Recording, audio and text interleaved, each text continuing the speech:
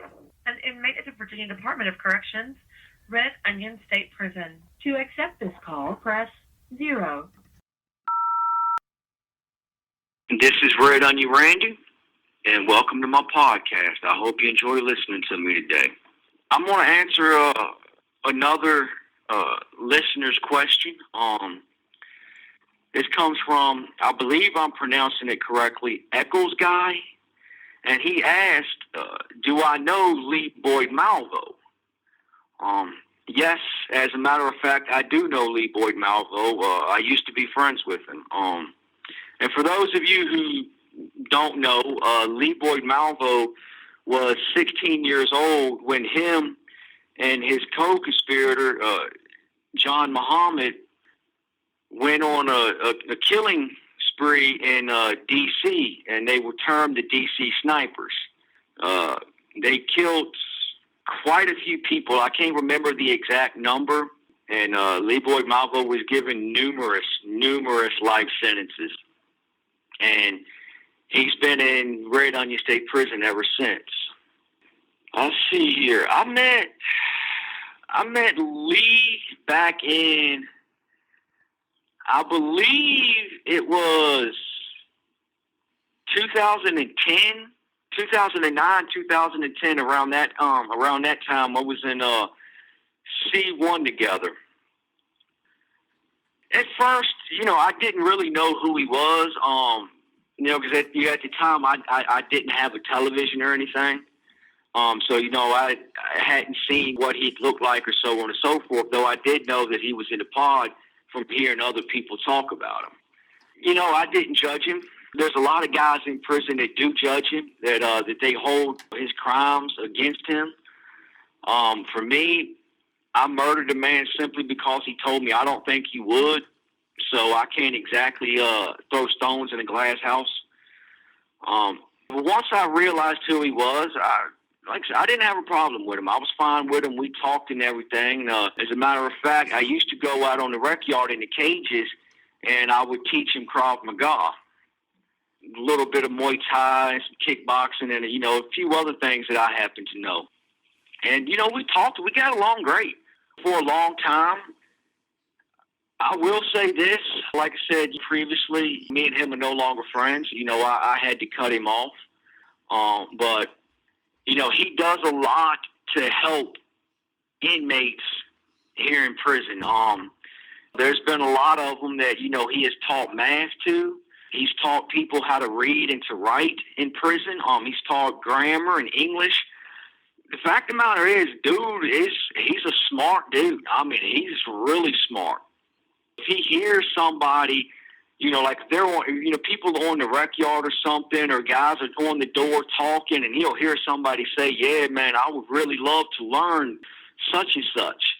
Malvo, he'll talk to him, and he'll ask them questions, and if he feels that they are legit, that they are serious, he will actually go and order the books, order the courses for them, so that they can actually learn what it is that they want to learn. He does do good stuff like that.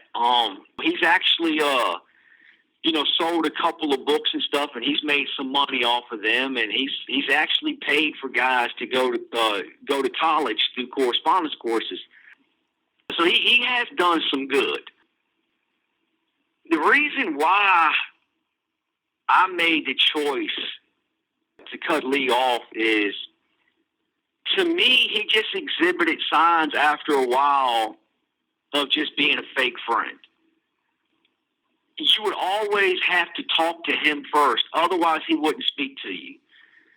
He's greedy, and I know that sounds completely weird when I literally just got finished telling you he will buy a person books, he'll pay for someone to go to college and whatnot, but I'm just talking about in his attitude towards other people. He has such a martyr's complex. Everything is about him and his relationships, and his friendships and whatnot. He's one of them dudes that it's all I guess that's the only way I really can say it. It's all about him.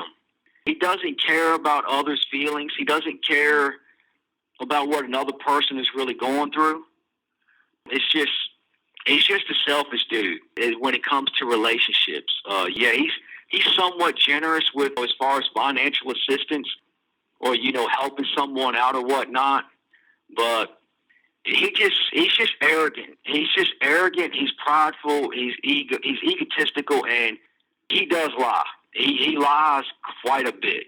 So it took me a while to see that he was kind of using me. He was kind of in my shadow a bit, kind of living off my reputation a bit. That's just the way I see it. I'm pretty sure he absolutely, completely disagrees with me. Quite frankly, I don't give a damn. Yeah, he's just a user, in my opinion. That's just why I made the decision to cut him off. What I mean by I felt that he was using me, I have a reputation of being a dangerous person here in prison. Excuse me, my voice cracked on that one. I have a reputation of being somewhat dangerous here in prison. And I don't shy away from confrontation. I had a violent life, and that's how I'm used to responding to challenges and disrespect and offense. As I said, Malvo, he gets a lot of grief from guys in prison. The thing is, I felt that he was using me in the sense that he was hiding behind me. I've had people come to me and tell me that he says one thing to my face and he says, a different thing when I'm not there to hear it behind my back. Just little lies, he'll lie on a person. He'll say that you said something that you didn't say, or he'll twist something around for his own benefit. Another thing about him is he really thinks he's a con artist. He really thinks that, he's capable of pulling the wool over everyone's eyes because of his intelligence. But what he fails to realize is book smarts does not have a damn thing to do with street smarts. I've been in prison for 30 years, juvenile and adult. I've seen it all, done it all, been around it all. I've known guys that can literally talk the paint off the damn wall. And he's just not on their level, and I see through that, and that's what he was trying to do. And the thing is, I do my best to give people the benefit of the doubt. I try not to jump to conclusions, and sometimes when I like a person, and in Lee's case, I do admit I overlooked a lot willingly by not focusing on it or thinking about it, simply because I genuinely liked the dude. I genuinely thought he was a good dude. I genuinely thought that, hey, man, this is someone that you could pretty much maybe build a true, genuine friendship with in prison. And those are extremely rare. I mean, unicorns aren't as rare as a true friendship in prison. And it took me a while to see the truth. It took me a while of having some other people in the pod come to me and say, hey, yo, look, man, dude, he's not who you think he is, man. He's a snake in the grass. And it turned out that he really was. He uses people. He doesn't care about others so long as he gets what he wants and what he needs. If you meet his requirements, he's good, and he's good to you. But if you don't, if there ever comes a day where he can no longer get nothing from you, he's going to turn on you. And he won't be a man and do it to your face. He won't tell you straight up. He'll do it behind your back until other people come and let you know what time it is.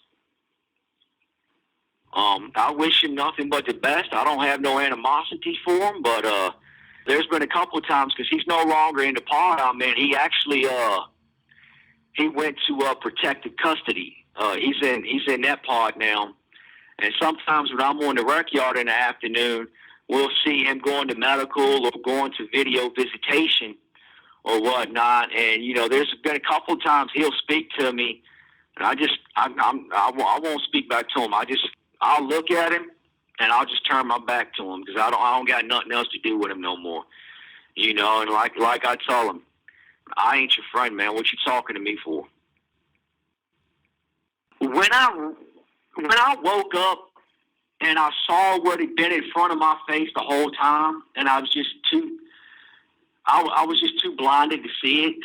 You know, because like I said, you know, I did like him, but we was outside on the rec yard, and he tried talking to me, and I just told him I don't got no conversation for you no more, and that was the end of it. I don't have no more conversation because the thing is, if I would have explained my reasons why, because I'm the type of dude that I don't pull punches. I'm gonna tell you straight up.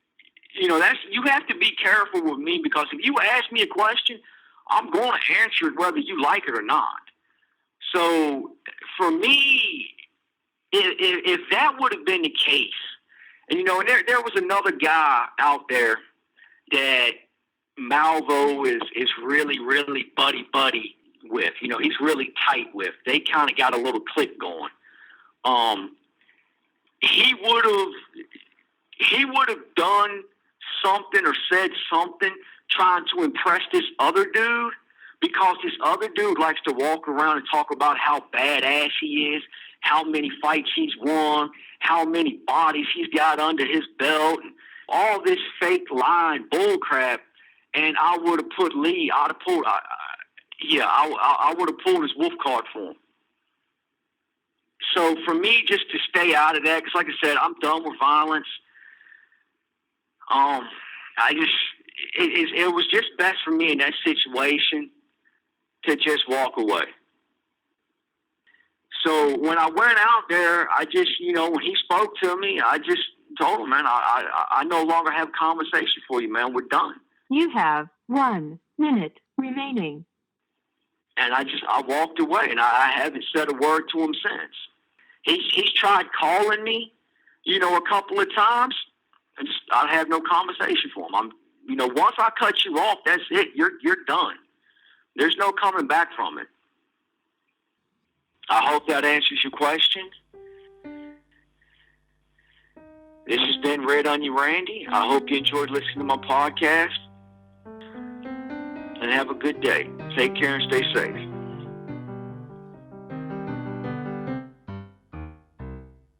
Thank you for using GTL.